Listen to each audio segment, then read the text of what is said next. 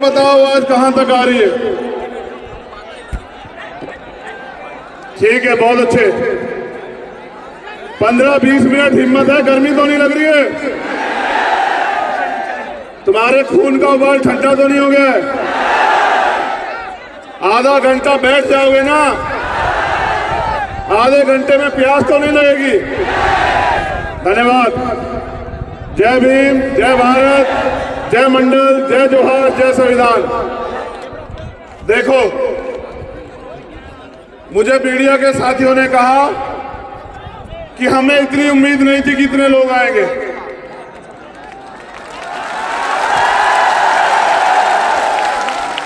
मैंने उनसे कहा कि मेरी ये उम्मीद से कम लोग आए और ये ग्राउंड छोटा है, क्योंकि जितने लोग अंदर हैं इससे ज्यादा लोग बाहर खड़े हैं। बाहर जाके देखो,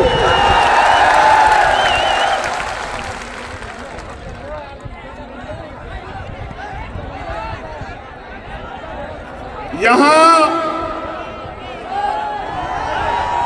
ये जो चंद लोग खराब कर रहे हैं ये अच्छा नहीं है। ये गद्दारी तुम्हें अगर किसी के इशारे पे कर रहे हो तो याद रखना, ये गद्दारी भारी पड़ेगी। बैठ जाओ, बैठ जाओ। ये कमांडर बैठ जाओ।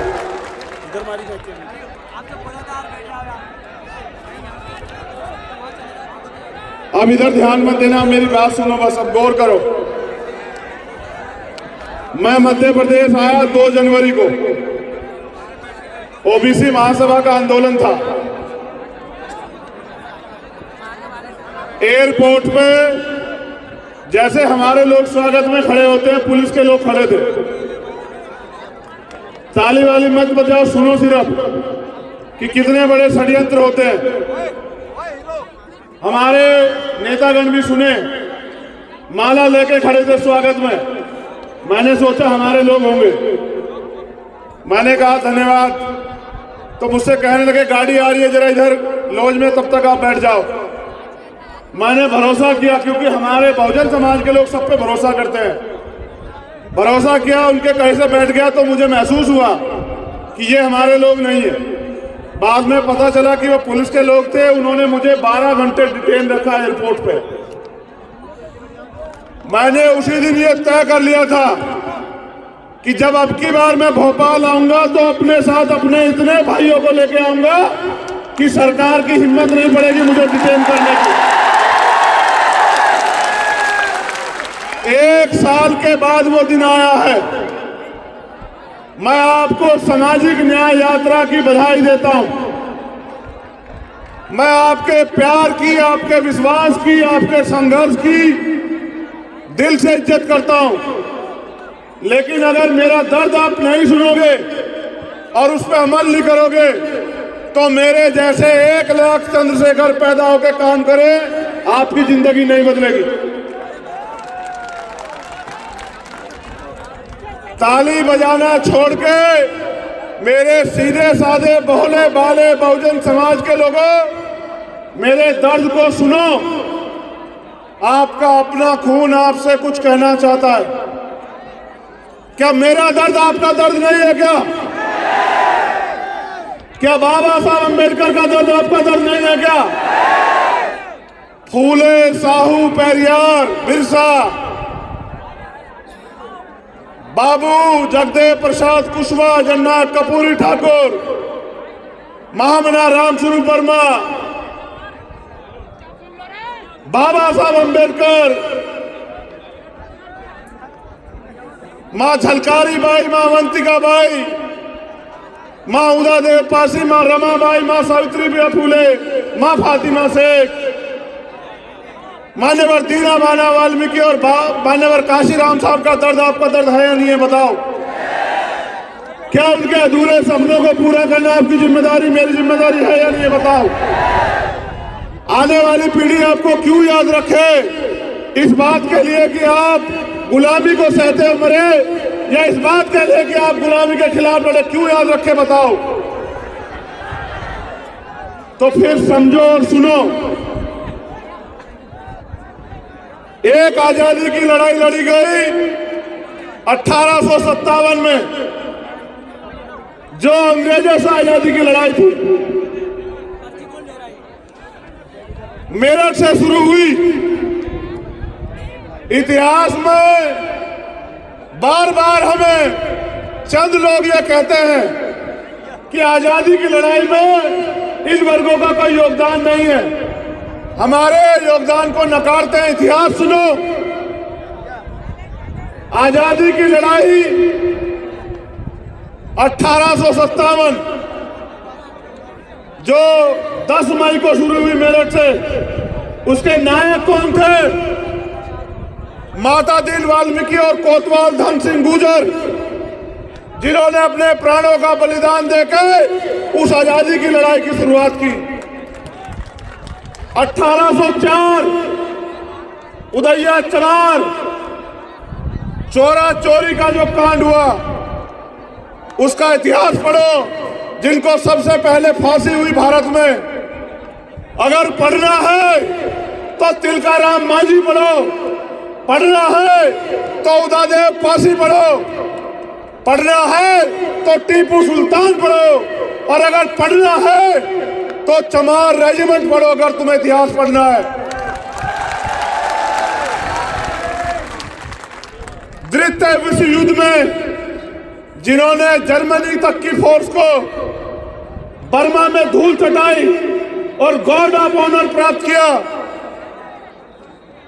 जब अंग्रेजों ने जाति का रेजिमेंट बनाई तो चमार रेजिमेंट ने गार्ड ऑफ ऑनर प्राप्त किया और जर्मनी की सेना को जवाब दिया, भक्की बढ़वा दी उन लोगों को।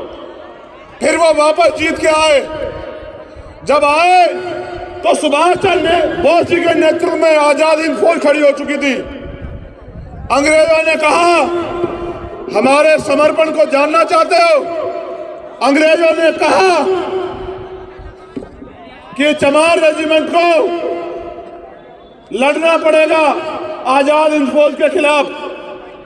तो हमारी रेजिमेंट के लोगों ने कहा कि आजाद हिंद फौज के लोग देश के लिए लड़ रहे हैं, हम लोग उनके खिलाफ नहीं लड़ेंगे किसी भी कीमत पे। कीमत चुकानी पड़ी।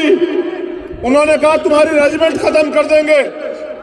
रेजिमेंट खत्म करवा ली, अपनी नौकरियां खत्म करवा ली, लेकिन अंग्रेजों के कहे से वो अपने देश के लिए लड़ने वाले आजाद हिंद फौज के खिलाफ नहीं लड़े। ये हमारा इतिहास है। ये लोग रोज बात करते हैं कि भीम आर्मी को बॉर्डर पे जाना चाहिए। मैं तो कह रहा हूं बनाओ रेजिमेंट, पुनः बनाओ जाति के रेजिमेंट। क्या तो जाति की रेजिमेंट खत्म करो सारी, या फिर बनाओ और देखो जोहर बहुजनों का, बनाओ गुर्जर रेजिमेंट, बनाओ यादव रेजिमेंट, बनाओ लोधी रेजिमेंट, बनाओ चमार रेजिमेंट, बनाओ कुशवा रेजिमेंट। और देखो हमारा जोर कि हम शहीद आजम सरदार भगत सिंह और उधम सिंह की तरह अपने खून का एक एक कतरा अपने देश की मिट्टी के लिए अगर कुर्बान ना कर दे तब कहना। अपने मुल्क के लिए हमने क्या नहीं सहा? हमने लाठियां खाई, हमने जातिगत अपमान सहा, हमने अन्याय सहा, हमारी बहन बेटियों को बेइज्जत किया गया, हमारे बड़ों की पगड़ी उछाली गई, हमें अधिकारों से वंचित रखा गया। क्या नहीं सहा हमने अपने देश में? आज भी आजाद भारत में हम अधिकारों की बात करते हैं, आप धर्म की बात करते हो। धर्म आदमी का व्यक्तिगत अधिकार है, आप धर्म की बात करो। लेकिन आजादी के इतने दिन बाद अगर इतने बड़े वर्गों के अधिकारों की बात नहीं करोगे तो अब ये इस देश में नहीं चलेगा। ये बताने के लिए हम लोग भोपाल में आज,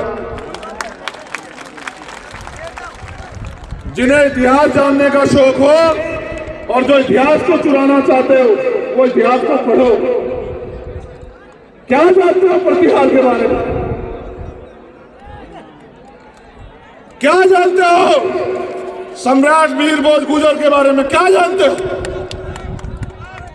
तुम्हें नहीं पता इतिहास, क्योंकि इतिहास लिखा तुम्हारे लोगों ने।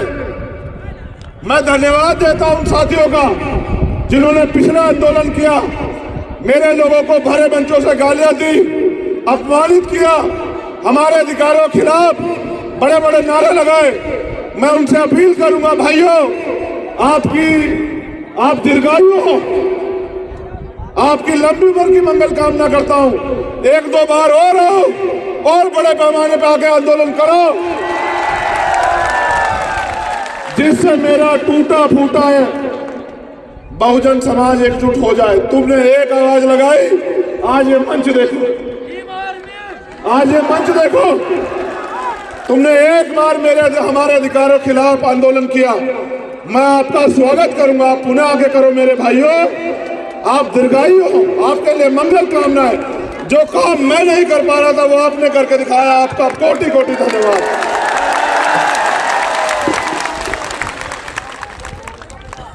मैंने आपको एक आजादी के बारे में बताया, और भी इतिहास है उस आजादी का।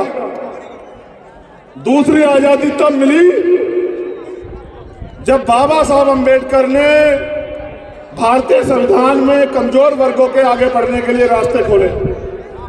आजाद तो देश 1947 में हुआ, लेकिन असली आजादी उन 26 जनवरी 1950 को संविधान लागू होने के बाद मिली। अगर हमारा राष्ट्रीय पर्व है तो वो 26 जनवरी 1950 है। दूसरी आजादी मिली, लेकिन आजादी अभी साथियों अधूरी है। मेरी बात पे गौर करो कि जब देश आजाद हुआ, अमीर अमीर रह गया, गरीब गरीब रह गया। आजादी से पहले गैर बराबरी पर आधारित व्यवस्था थी। उस व्यवस्था में अति पिछड़ों, जिनको आज कहते पिछड़े कहते हैं, जिसको आज के अनुसूचित जाति जनजाति कहते हैं, उन लोगों को राष्ट्रपिता ज्योतिबा फूले की किताब गुलामगिरी में शूद्र कहा गया, अतिशूद्र कहा गया। उनको पढ़ने तक के अधिकार नहीं थे। वो आजादी जो मिली, उसका फल तब मिलेगा इस समाज को जब ये समाज राजनीतिक हैसियत बना के और भारतीय संविधान को पूर्ण रूप से लागू इस देश में कराएगा। जिस दिन भारतीय संविधान पूर्ण रूप से लागू होगा, उसी दिन असली आजादी हम लोगों को मिलेगी। और याद करो बाबा साहब अम्बेडकर की वो बात जो उन्होंने मुझसे, आपसे, हम सब लोगों से कही कि बड़ी मुश्किल से तमाम तरह के अन्याय, आरोप, अपमान और आपके मेरे जैसे 4-4 बच्चों की कुर्बानी देके बाबा साहब अम्बेडकर उस कारवां को यहां तक लेके आ पाए थे। उन्होंने अपील की मुझसे और आपसे कि इस कारवां को पीछे मत जाने देना मेरे बच्चों। मैंने बहुत अपमान सहा है, आज कारवां पीछे जा रहा है। समाज की निगाह है आप योद्धाओं पे, जो इस मंच पे बैठे और जो वहां बैठे हैं। मैं जितना सम्मान इनका करता हूं, इतना आपका भी करता हूं, उसका भी करता हूं जो वहां दीवार पे खड़ा है, जो वहां गाड़ी पे बैठा है, मैं उसका भी इतना सम्मान करता हूं। वो बात बाबा साहब ने उन लोगों से, सब लोगों से कही जिनके ऊपर उम्मीद थी। आज नौजवान साथियों के साथ हमारी माताएं बहनें धूप में बड़ी मेहनत से बैठी हुई हैं। मैं धन्यवाद देता हूं हमारी जो महिला नेता इस मंच पर बैठी है, मैं उनका दिल की गहराइयों से धन्यवाद देता हूं कि बाबा साहब अम्बेडकर के संविधान से आज जिस महिला को कमजोर कहा जाता था, इस संविधान की बदौलत वो समाज की बेटी आज नेतृत्व करने लगे। मैं धन्यवाद देता हूं। मैं धन्यवाद देता हूं उन बच्चियों को, लक्ष्मी को, और एक जो दूसरी बच्ची थी वो बामनिया, उसी, और वो छोटा बच्चा। ऐ मेरे भोले समाज के लोगों, वो बच्ची 5 साल की समझती है, आप लोग नहीं समझ पा रहे हो। वो 5 साल की बच्ची समझती है कि हमें अपने अधिकारों के लिए लड़ना है। आवाज नहीं आ रही है?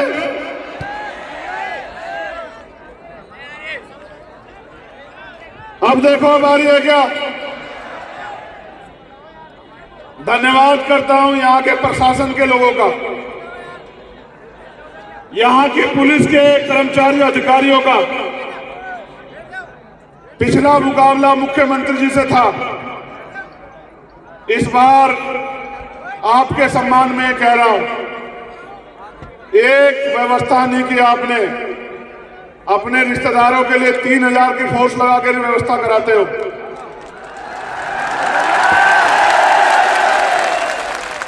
और हमारे लोगों के लिए ये व्यवस्था कराते हो। मेरे लोगों के पैरों से गाड़ियां चढ़ी, एक व्यवस्था नहीं करी। हमारे टैक्स के पैसे से तनख्वाह लेते हो, एजेंटगिरी सरकार की करते हो। चिंता मत करो, करो नौकरी, होगा आपसे आमना सामना। भारतीय संविधान हर कमजोर को ताकत देता है। मैं बदला लेने में नहीं, बदलाव करने में भरोसा रखता हूं।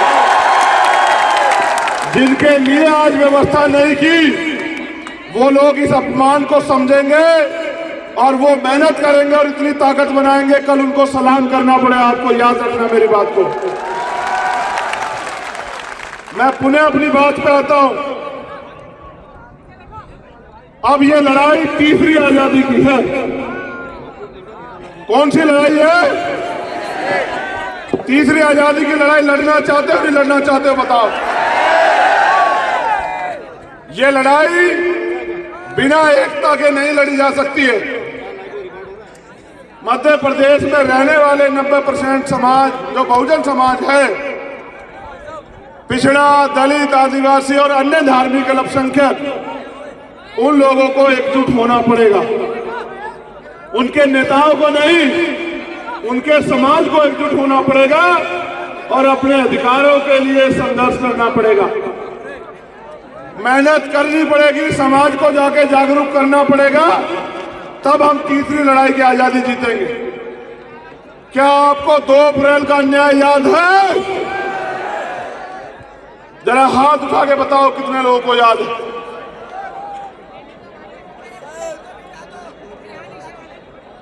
अब तो कान से सुनो बेटा, नालायक लोगों का कोई इलाज नहीं है। दोनों हाथ उठा के बताओ 2 अप्रैल का दर्द किन किन को याद है?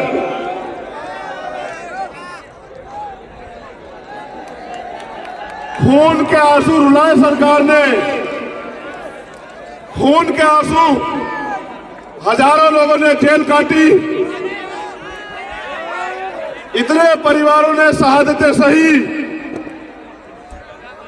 कितने साथियों के बदन पे लाठियों ने खाल उधेड़ ली। हमारा खून बहा मध्य प्रदेश में। 2 अप्रैल के आंदोलन में सरकार के लोगों ने हमारा तमाशा बनाया, हमारा मजाक उड़ाया, हमारे खून पे हंसे सरकार के लोग। यही सरकार थी भारतीय जनता पार्टी की। इनसे बचने के लिए आपने कांग्रेस की सरकार बनाई। उन्होंने भी हमारे लिए कुछ नहीं किया। वो तो अपनी सरकार भी नहीं बचा पाए, अकेले वो इस सरकार का मुकाबला नहीं भी कर सकते। इसलिए अब बहुजन समाज के लोगों को अपने पैरों पे खड़ा होना चाहिए। हम ही ऐसे लोग हैं जो इनका सामना कर सकते हैं। ये दम अब यहां की कांग्रेस पार्टी में नहीं रहा। अब अगर इस निकम्मी सरकार को कोई उखाड़ कर फेंक सकता है तो वो यहां उपस्थित मेरा बहुजन समाज है, वही उखाड़ के फेंक सकता है और कोई उखाड़ नहीं। हमारे हक छीने जा रहे हैं, हमारे प्रदेश में हमारे हक छीने जा रहे हैं क्योंकि हम लोग एकजुट नहीं है। अगर हमें हक बचाने हैं या हक देने वाला बनना है तो हमें एकजुटता करनी पड़ेगी। क्या आप एकजुटता के लिए तैयार हो? जो सवाल पूछ रहा हूं उसका जवाब मन से दोगे? अगर पिछड़े वर्ग के भाइयों के अधिकारों पे आंच आओगी तो खून देने के लिए तैयार रहोगे? बताओ, दोनों हाथ उठा के बताओ। अगर मेरे आदिवासी भाइयों पे अन्याय होगा तो संघर्ष करने के लिए, खून देने के लिए तैयार हो क्या बताओ? और जो यहां मेरा आदिवासी और पिछड़े वर्ग का परिवार आया, अल्पसंख्यक वर्ग का, मैं अल्पसंख्यक वर्ग के लिए भी पूछना चाहता हूं, उनके साथ अन्याय होगा तो उनकी लड़ाई लड़ने को लिए तैयार हो या नहीं हो बताओ? अब मैं इनसे पूछना चाहता हूं, क्या आप इन दलित समाज के स्वाभिमानी लोगों के हक अधिकार की लड़ाई को इनके साथ मिलकर लड़ने के लिए तैयार हो या नहीं हो बताओ? अगर ये एकता बन जाएगी, भाईचारा बन जाएगा तो हमारे लोग आगे बढ़ेंगे। मैं खुद अपने भाइयों के लिए इस एकता को बनाने के लिए हमेशा प्रयास करता रहता हूं। अगर खून भी देना पड़ा तो चंद्रशेखर आजाद का ये वादा, भीम आर्मी का ये वादा, हमारे राष्ट्रीय अध्यक्ष, हमारे राष्ट्रीय महासचिव, हमारे तमाम सीनियर नेता यहां हैं, हमारे प्रदेश के दोनों अध्यक्ष, मैं चंद्रशेखर आजाद आपसे वादा करता हूं, इस एकता के लिए अगर अपने खून का भी बलिदान करना पड़ा बहुजन भाईचारे के लिए तो हम लोग तैयार हैं। कुर्सी की तो क्या हैसियत है, कुर्सी तो बहुत छोटी बात है। हमें दुश्मन की साजिश को कामयाब नहीं होने देना, अपनी एकता बना के रखनी है। आज हम यहां क्यों इकट्ठा हुए हैं बताओ? मांग पत्र देने के लिए। जो मांग पत्र मैंने पढ़ा, तुम चाहते हो उसकी मांग पूरी हो? दोनों हाथ उठा के बताओ पूरी हो या नहीं हो। वो जो वहां खड़े हैं वो बताओ पूरी हो या नहीं हो। ये मांग पत्र तुम्हें क्यों देना पड़ रहा है? क्योंकि तुम्हारा राज यहाँ नहीं है। ये मांग पत्र सरकार को हम लोग 1 महीने का समय देते हैं अध्यक्ष जी। अगर 1 महीने के अंदर हमारी मांगे पूरी नहीं हुई तो हम इससे भी बड़े जन सैलाब के साथ फिर भोपाल आएंगे। लेकिन मुझे आपसे कुछ और कहना है, मुझे आपसे कुछ और कहना है। अगर इस मांग पत्र का मैं घोषणा पत्र बना दूं, अगर अकेले रहोगे तो मांगना पड़ेगा, मांगना ऐसे, और अगर एकजुट हो जाओगे तो ये तुम्हारा घोषणा पत्र हो जाएगा। घोषणा पत्र तुम्हारी जो मांगे हैं वो लिख के तुम मुझे दे दो। और एक स्वस्थ बच्चे को पैदा होने में, इस धरती पे आने में 9 महीने लगते हैं। इस 9 महीने का समय तुम लोग मुझे मेरे साथ संघर्ष करने के लिए दे दो। पहली बात, तुम्हारी जो भी मांग है उस मांग का मांग पत्र बना के मुझे दे दो। और एक स्वस्थ बच्चे को पैदा होने में जितना समय लगता है, मैं 10-20 साल तुमसे नहीं मांग रहा हूं बहुजन समाज के लोगों, उस 9 महीने का समय मुझे दे दो। मैं आपसे वादा करता हूं, आपकी सारी मांगों को 1 दिन के अंदर पूरा करके हम लोग दिखाएंगे, मेरा वादा। और इस मंच में बैठे 100 से ज्यादा लोग अगर विधानसभा में ना पहुंचे तो मुझे कहना, मेरा वादा है आप लोगों से। अगर आप 9 महीने मात्र संघर्ष करने के लिए तैयार हो जाओ, 9 महीने का समय देके संघर्ष करने के लिए कितने लोग तैयार हैं जरा बताओ। चलो हाथ नीचे करो। आपको नेमावर का न्याय याद है? आप गए थे ना मेरे साथ नेमावर? देखो, जब आपका राज नहीं होता तो क्या होता है। मेरे परिवार को नेमावर में जानवरों से भी बुरी तरह अन्याय करके दफना दिया गया और मेरी बहन भारती खून के आंसू रोती रही। हमने मांग की सीबीआई जांच की, खाना पूर्ति की, लेकिन मेरे परिवार को नेमावर के न्याय नहीं मिला, सरकार ने नहीं दिया। क्या आप चाहते हो नेमावर के परिवारों को न्याय मिले? चलो आगे बढ़ो। आज हमारे प्रभारी जी आए हैं और गुर्जर समाज के बहुत सारे लोगों ने मुझे ज्ञापन सौंपे, अपनी तमाम मांगे रखी, पिछड़े वर्ग की मांगे और अन्य मांगे। एक इतिहास की भी मांग है कि भाई हमारे इतिहास को लूटा जा रहा है, चुराया जा रहा है। ये बड़ा भोला समाज है यहाँ मध्य प्रदेश में।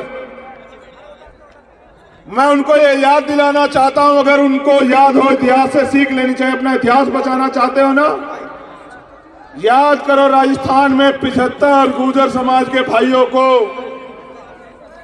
किस तरह से गोलियों से छन्नी करके इस भारतीय जनता पार्टी की सरकार ने खून के आंसू रोने के लिए पूरे गुर्जर समाज को मजबूर किया। याद करो, उन माओ को याद करो जिन्होंने अपने बच्चों को, अपने बेटों को खो दिया।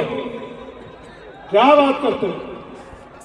इनसे उम्मीद करते हैं ये तुम्हें न्याय देंगे? इन्होंने इतिहास लिखा तो भी हमें अपमानित किया। अगर अपने इतिहास को बचाना चाहते हो, अपने वर्तमान को स्वाभिमान सम्मान से जीना चाहते हो, तो अपनी ताकत बनाओ। गुलाम नेताओं को छोड़ के आओ मेरे लोगों, मेरा 9 महीने के लिए साथ दो और देखो जलवे मध्य प्रदेश में। इतिहास भी बचेगा, इतिहास भी बचेगा और इतिहास बनेगा भी। जैसे आज यहाँ इतिहास बना है, हमारे ओबीसी महासभा के लोगों ने मुझसे कहा कि किसी बहुजन समाज के नेता ने, संगठन ने इतनी बड़ी रैली नहीं की। भोपाल में 1997 में मान्यवर काशीराम साहब भी यहाँ आए थे। मैंने उनसे कहा इससे पहले आप लोग इकट्ठा भी नहीं हुए, आज आप इकट्ठा हो गए हो तो देखो इतनी बड़ी रैली हो गई है। अगर आप इकट्ठे होकर चलोगे तो तुम्हारा राज भी मध्य प्रदेश में स्थापित हो जाएगा। सरकार इतनी डरेगी आज की आपकी रैली के बाद कि कुछ लोग जो मंच पर बैठे हैं, हो सकता है कल उनको भाजपा ज्वाइन करा ले।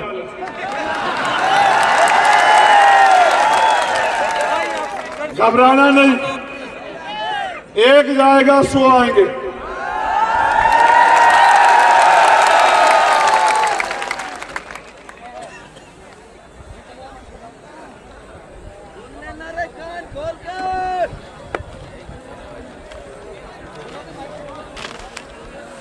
मुख्यमंत्री जी ने अभी घोषणा की, रविदास जयंती के अवसर पर 100 करोड़ रुपए की घोषणा की। इससे पहले उन्होंने घोषणा की थी उज्जैन में 50 लाख रुपए की, इंदौर में भी की थी 25 लाख रुपए की। मैं मुख्यमंत्री से पूछना चाहता हूं, शिकारी आता है, दाना फेंकता है, हमारे लोगों को फंसाता है। जब हमारा आदमी दाना चुगने के लिए जाता है तो उसकी गर्दन पकड़ लेता है। जिन्होंने पिछले 4 साल में नहीं किया वो अब आपके लिए करेंगे। अब मैं आज आपसे ऐलान कर रहा हूं कि जो सरकार 5 साल में नहीं कर पाई, हम लोग 1 साल में कर देंगे। जो मांग पत्र आपका है वो घोषणा पत्र बना के काम कर देंगे। अभी बजट आएगा, मुख्यमंत्री जी और घोषणाएं करेंगे। इनकी घोषणा में तो नहीं तुम लोग आने वाले, शिकारी के जाल में तो नहीं फंसोगे। नहीं, दोनों हाथ उठा के बताओ। बहुत अच्छे। मुख्यमंत्री ने कहा 1 लाख नौकरी देंगे अगस्त तक। कहा ना, जो मुख्यमंत्री अपने स्वाभिमान सम्मान की रक्षा न कर पा रहा हो मध्य प्रदेश में, वो हमारे लोगों की स्वाभिमान सम्मान की रक्षा क्या करेगा? क्योंकि वो भी मेरे परिवार के व्यक्ति हैं। मैं उनके साथ जो अपमान किया गया, मैं उसके लिए भी खेत प्रकट करता हूं कि किसी को अधिकार नहीं है पिछड़े वर्ग के मुख्यमंत्री को अपमानित करे, लेकिन उनको भी अधिकार नहीं है पिछड़े वर्ग का कहलाने के लिए। जब वो नगर निकाय चुनाव में पिछड़े वर्ग के अधिकार को खाने का काम करते हैं भारतीय जनता पार्टी के साथ मिलके, उनको भी कोई अधिकार नहीं है। अब मैं ये पूछना चाहता हूं, 1 लाख नौकरियों में SC ST OBC का आरक्षण कितना पूरा करोगे ये भी बताओ। 2 लाख से ज्यादा बैकलॉग पड़ा हुआ है, उसको कब भरोगे मुख्यमंत्री ये भी बताओ। 68,000 की भर्ती हुई, हमारे नेता जानते हैं उत्तर प्रदेश में 69,000 की शिक्षक भर्ती, 20,000 पद ये सरकार खा गई थी भारतीय जनता पार्टी की। इस सरकार से हमें कोई उम्मीद नहीं है, आप भी इस निकम्मी सरकार से कोई उम्मीद ना रखो। अब काम की बात सुनो, राजनीतिक बात बताऊं आपको।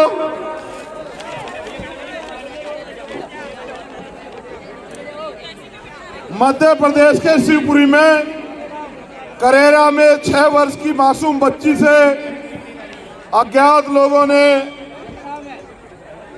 मैं नहीं बता सकता कि क्या हुआ होगा, आप जानते हैं इस मध्य प्रदेश में हमारे बच्चों के साथ क्या हो रहा है। यह घटना 11/2/2023 की है,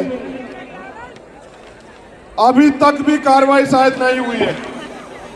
अब मेरी बात पे गौर करो, मीडिया के साथी भी सुन लो।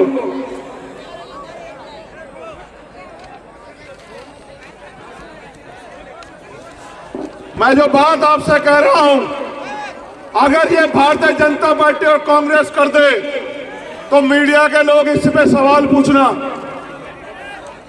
जो समाज सरकार बना सकता है वो अपने लोगों की सरकार क्यों नहीं बना सकता है? इस मध्य प्रदेश में अनुसूचित जाति जनजाति का मुख्यमंत्री क्यों नहीं बन सकता, आप बताओ मुझे। मेरा वादा है कि हम लोग भाईचारा बना के एक पॉलिसी बनाएंगे। सुन लो, आज मीडिया के लोग जानना चाहते थे ना, जो मान्यवर काशीराम साहब कह के गए उनका वादा अधूरा है।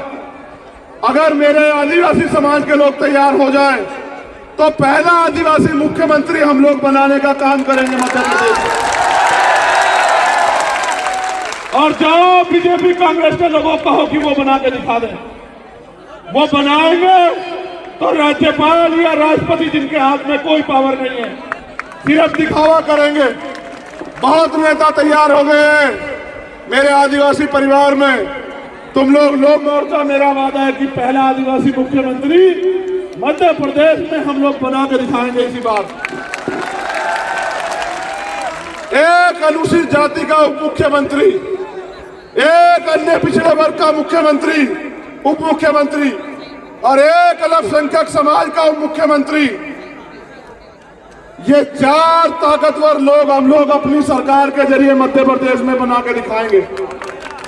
और चारों को बराबर पावर होगी कि चारों लोग इन वर्गों के हितों के लिए कानून बनाए और फैसले ले। आप ये बताओ, वोट हमारा राज तुम्हारा कब तक इस देश में चलेगा? आप बताओ। जातिगत जनगणना होनी चाहिए नहीं होनी चाहिए? बताओ। जाति धर्म के नाम पे जो अन्याय हो रहा है वो रुकना चाहिए नहीं रुकना चाहिए? बताओ। मेरी आवाज आ रही है? मेरी आवाज आ रही है? देखना, मुझे बताओ, हमारी बहन बेटियों पर जो अत्याचार होता है, जो खून के आंसू हम लोग रोते हैं, वो खत्म होना चाहिए नहीं होना चाहिए? बताओ। जो पढ़े लिखे नौजवान बेरोजगार घूम रहे हैं, उनको रोजगार मिलना चाहिए नहीं मिलना चाहिए? बताओ। ये कांग्रेस के लोग बीजेपी को कोसते रहते हैं, बीजेपी के लोग कांग्रेस के लोग कोसते रहते हैं। इन बहुजन समाज को अधिकार मिलना चाहिए नहीं मिलना चाहिए? बताओ। आप में से कितने लोग चाहते हो कि आदिवासी समाज का मुख्यमंत्री बने? हाथ उठाओ। मैं देख रहा हूं, उठा के रखो। मैं देखता हूं मेरे आदिवासी परिवार के कौन कौन साथ हैं।